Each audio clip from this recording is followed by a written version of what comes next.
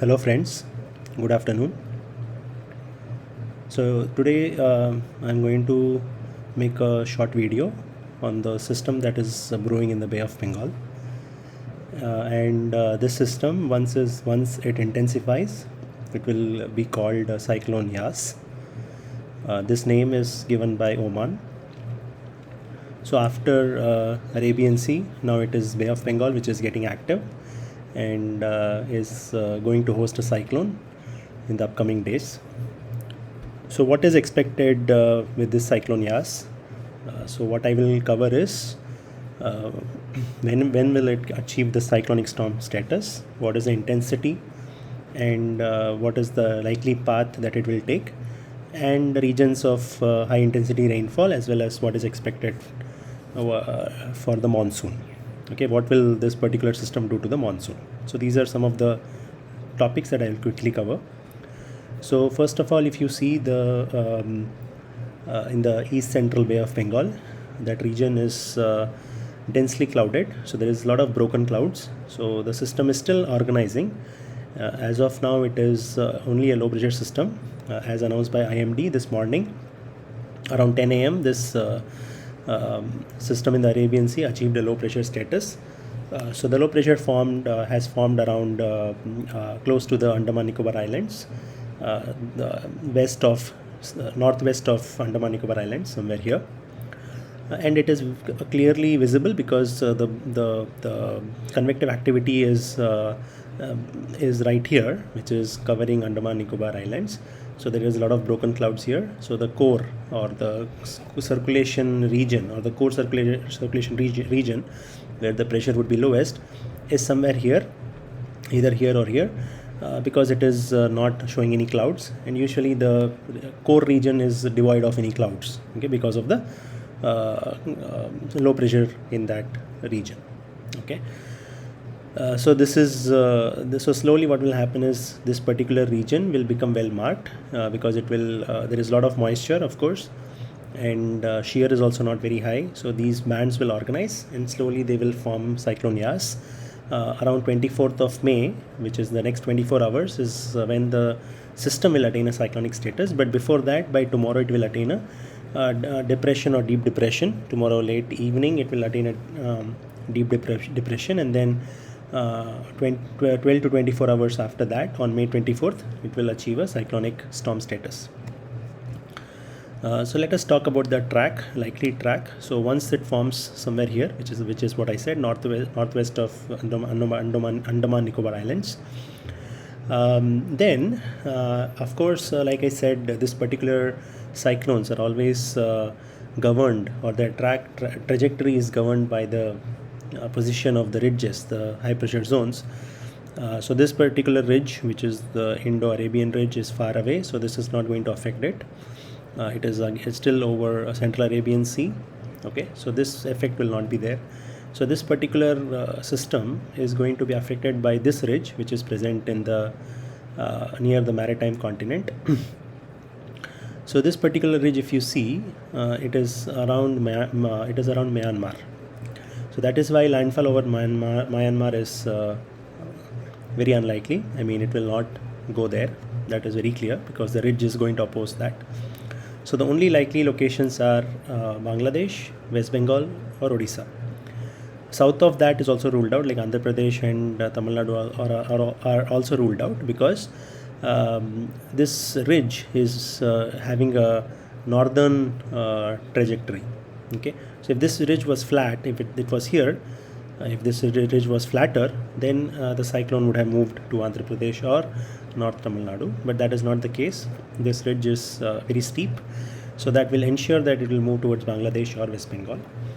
Odisha landfall is unlikely, I think. Of course, we cannot rule it out.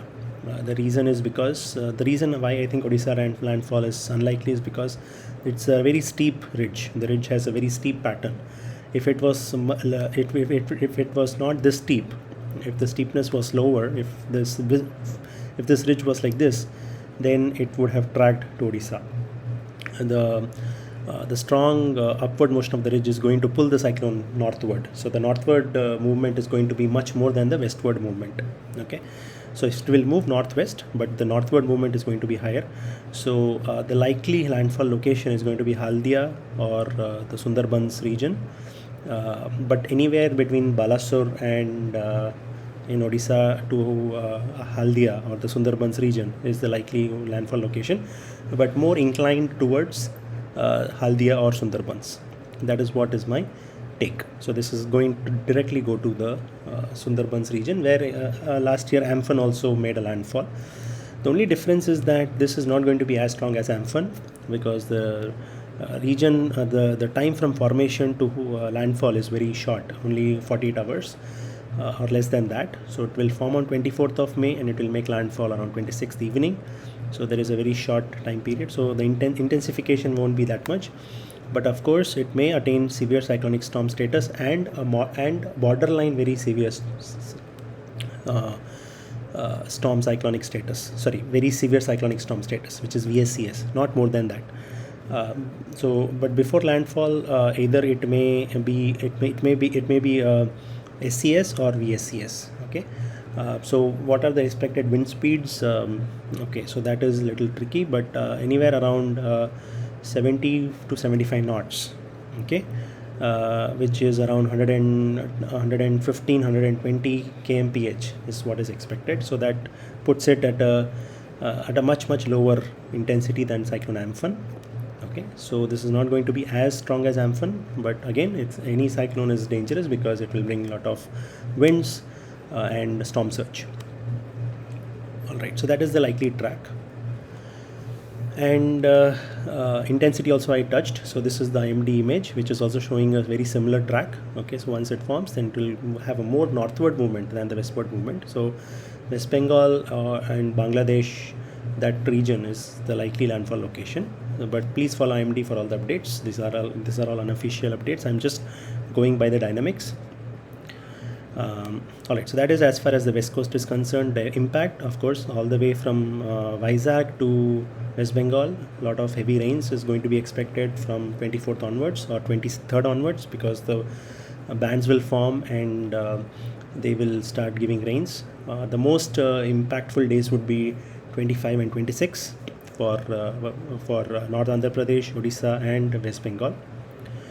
Nothing for southern regions. I mean, not much.